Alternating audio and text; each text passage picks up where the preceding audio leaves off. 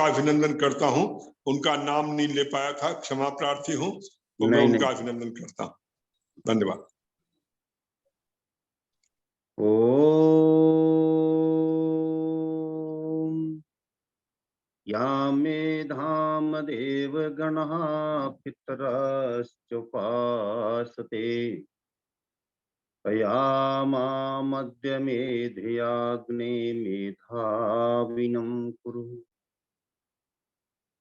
आज की इस सभा के अध्यक्ष माननीय डॉक्टर आनंद कुमार जी, राष्ट्रीय अध्यक्ष राष्ट्र निर्माण पार्टी, मेरे से पूर्व में वक्ता रहे माननीय वेद प्रकाश शर्मा जी, डॉक्टर रामचंद्र जी, डॉक्टर अखिलेश शर्मा जी, सारस्वत मोहन मनीषी जी और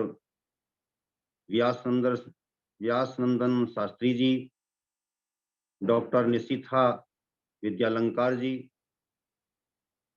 श्रीमती दया आर्या जी, माननीय अनिल नरुला जी और इस कार्यक्रम का संचालन कर रहे आयोजक संयोजक महोदय आदरणीय आर्यरत्न शिक्षक लखनलाल आर्य जी। बहुत ही बेहतरीन कार्यक्रम रहा है। एक से बढ़कर एक विद्वान ने अमृत मंथन यहाँ पर किया है और उसके लिए जितना आपका आभार किया जाए उतना कम है।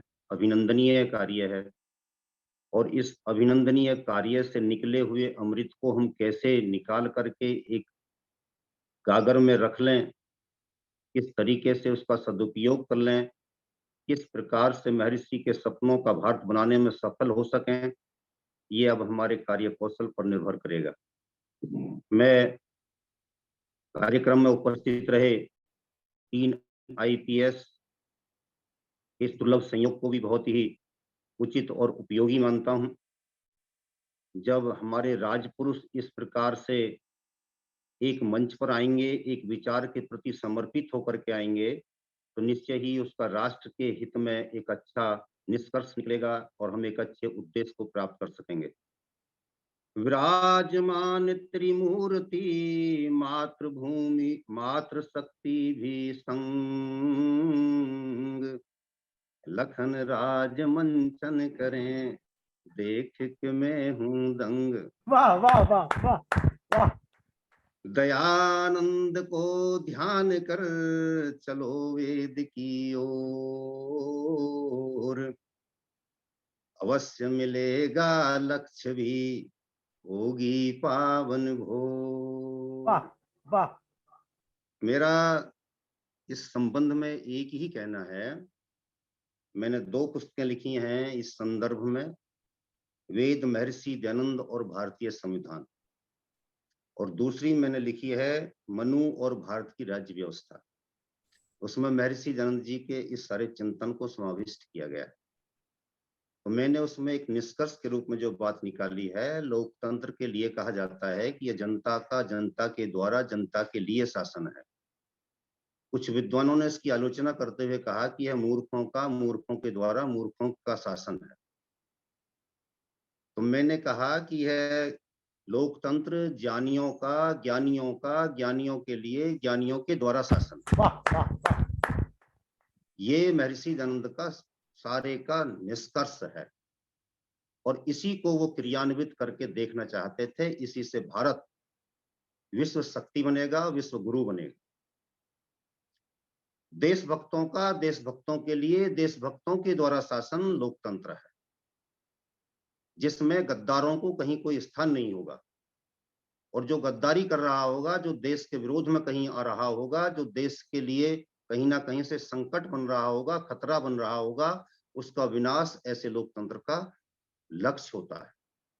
मुझे बहुत प्रसन्नता हुई आज आदरणीय डॉक्टर आनंद कुमार जी को सुनकर के। उनका ओजस्वी भाषण हमेशा प्रैक्टिकल होता है, व्यावहारिक पक्ष पर वो चिंतन प्रस्तुत करते हैं।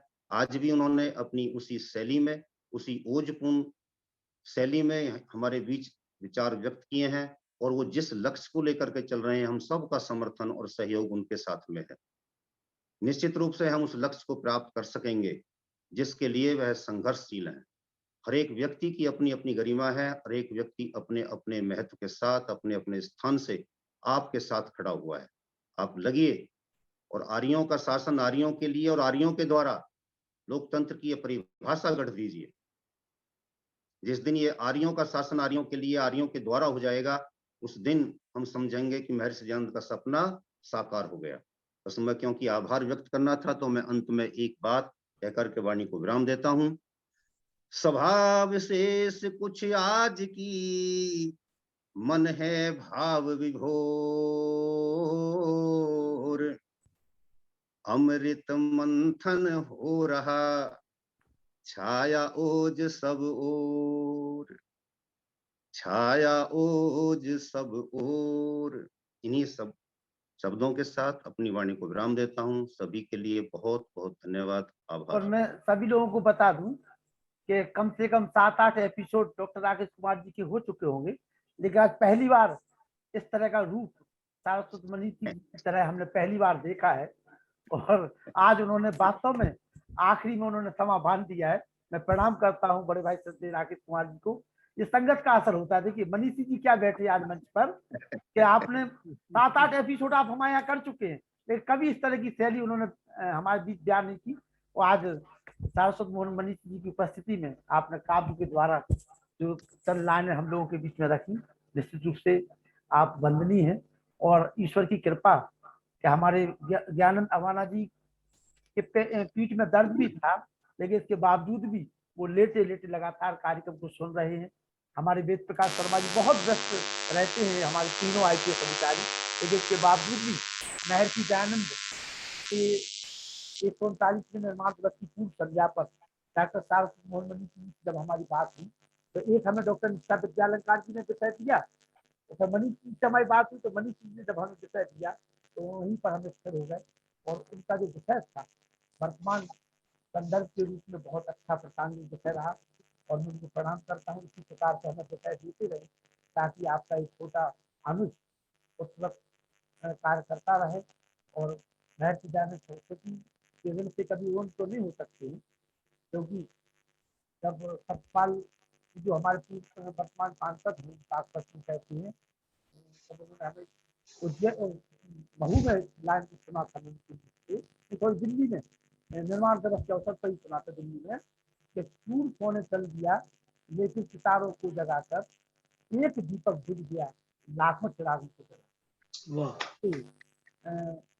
हमारे आपके सभी अतिथि डॉक्टर आनंद कुमार जी, ज्ञान अवाना जी, देव प्रकाश शर्मा जी, डॉक्टर अखिलेश शर्मा जलगांव महाराष्ट्र, जो बहुत ही विद्वान हमारे वक्ता हैं। अखिलेश शर्मा जी का बड़ा योगदान रहता है। डॉक्टर रामचंद्र जी, हमारे गुलाबी के सदस्य डॉक्टर निष्ठा विद्यालंकार जी, इनको तो मैं अपना गार्गी मतालता और अपाला की याद हमें आ जाती है जब उनको सुनते हैं। तो मैं निवेदन करूंगा वेद प्रकाश शर्मा जी अपने नाती पोतों के साथ जो रजिस्टर्ड है हमारे इस कार्यक्रम के लिए शांति पाठ के लिए आ जाएं। वेद प्रकाश शर्मा जी नाती पोतों के साथ। आज बहन निष्ठा विद्यालंकार से करवाइए। चलिए कोई बात नहीं, निष्ठा विद्यालंकार जी से करवा देंगे। आइए। अरे पहले उससे स्पष्ट हो लें, जो अवाना जी मेरे वक्तव्य को लेकर कुछ अंधकार में है वो थोड़ा स्पष्ट हो ले और मुझे जवाब जरूर दें कि वो किस तरह से इस तरह बोल गए। एक मातृशक्ति के लिए कोई अनुचित बात नहीं थी, ये बड़ा गलत है, उनको माफी मांगनी चाहिए। चलिए आइए शांति पाठ। ओम उसकी पुष्टि स्वयं हमारे मनीषी जी ने करी है। वही मेरे वक्तव्य को आधार बना के पूरी कविता थी, तो ये बड़ा गलत है। मैं भी अफसोस हूँ, मैं भी 49 साल की उम्र में प्रेग्नेंट हूँ और मुझे विषय भी नहीं पढ़ा मैंने क्या था। तो मैं अचानक मैं जुड़ी हूँ, आप जानते हैं मेरी व्यस्तता को, फिर भी मैंने ऋषि दयानंद की सैद्धांतिक विषय पर ही अपनी बात रखी शीघ्रता में। चलिए जो भी है। ओम द्यौः शांति शांति शांतिराप शांतिरोषधयः शांति वनस्पतयः शांतिर्विश्वे देवाः शांतिर्ब्रह्म शांतिः सर्वं शांतिः शांतिरेव शांतिः सामा शांतिरेव। ओम शांति शांति।